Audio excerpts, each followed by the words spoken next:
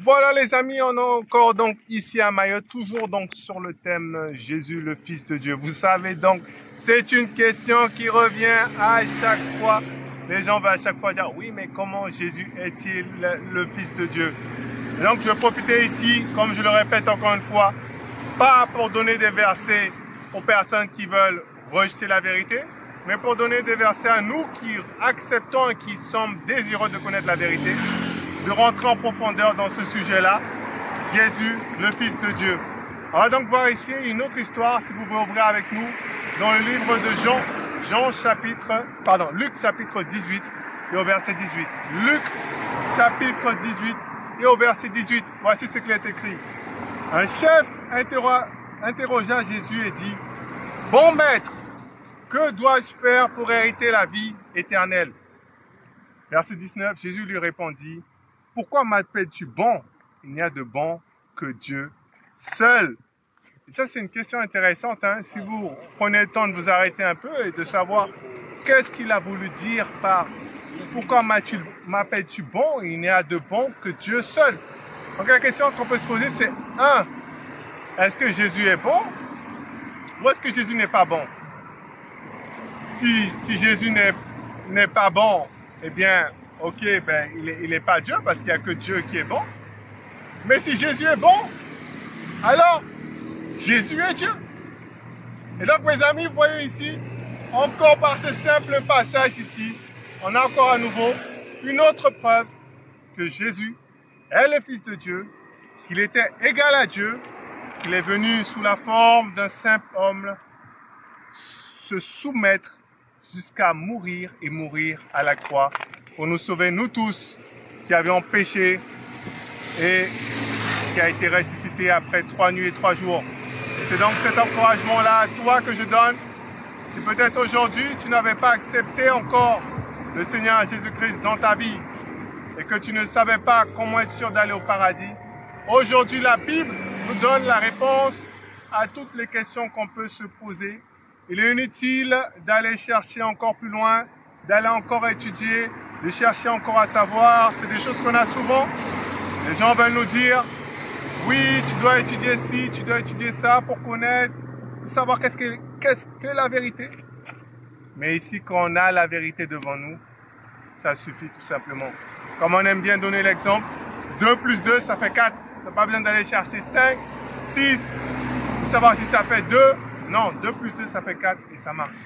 Donc aujourd'hui, donc, si peut-être tu es musulman, que les bonnes actions, la prière, le voile, le ramadan, la Mecque, ne suffiront pas.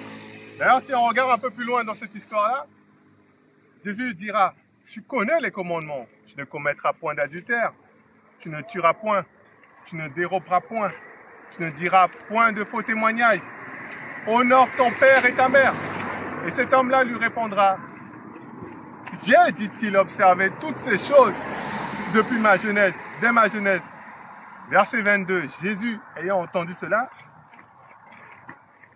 lui dit, il te manque encore une chose. Vends tout ce que tu as, distribue-le aux pauvres, et tu auras un trésor dans les cieux. Puis viens et suis-moi. Cet homme ici a reçu un appel pour pouvoir être avec le Fils de Dieu et marcher avec lui. Mais la Bible nous dira qu'est-ce qui va se passer après.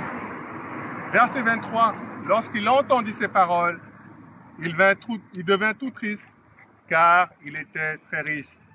Jésus, voyant qu'il était devenu très riche, tout triste, dit qu'il est difficile à ceux qui ont des richesses d'entrer dans le royaume de Dieu, car il est plus facile à un chameau de passer par le trou d'une aiguille qu'un riche d'entrer dans le royaume de Dieu. Donc ici, mes amis, encore une fois, si toi tu es musulman, toi tu penses encore faire les bonnes choses et penses que tu peux hériter de la vie éternelle, aujourd'hui le challenge, Jésus veut que si tu penses par des bonnes actions, tu peux y arriver. Va jusqu'au bout. Va jusqu'au bout. Va jusqu'au bout. Accomplis toutes les bonnes œuvres que tu dis faire. Et cet homme-là a été poussé plus loin pour vendre ce qu'il avait. Et là, il a vu son incapacité. Il a vu qu'en fait, il ne pouvait pas. son cœur était encore attaché à toutes les choses terrestres de ce monde. Donc, vous voyez, mes chers amis, cet homme-là, qui pensait bien, a rapidement vu à quel point il était loin encore de la vie éternelle. Non seulement par ses propres actions, mais en repartant ainsi, il a aussi montré comment son cœur aussi était attaché encore aux choses terrestres et qu'il n'avait pas en fait cette foi-là encore en Dieu pour être totalement sauvé. Aujourd'hui, si tu veux être sauvé, il faudra te détacher de ce que tu as pour pouvoir croire maintenant au Père et à son Fils qu'il a envoyé comme un simple enfant. Pas parce que tu fais des bonnes choses, mais parce que tu as cru qu'il y a un qui a tout fait pour toi. Et maintenant, tu donnes toutes choses parce que tu sais que en haut, tu as le trésor céleste qui t'attend. Donc voilà, mes amis, c'était ça l'encouragement. Restez attachés à la parole de Dieu. Ici, on trouve ici toutes les réponses à ce que l'on cherche. Voilà, donc filmé ici depuis Mayotte. À bientôt, un coucher de soleil. Voilà.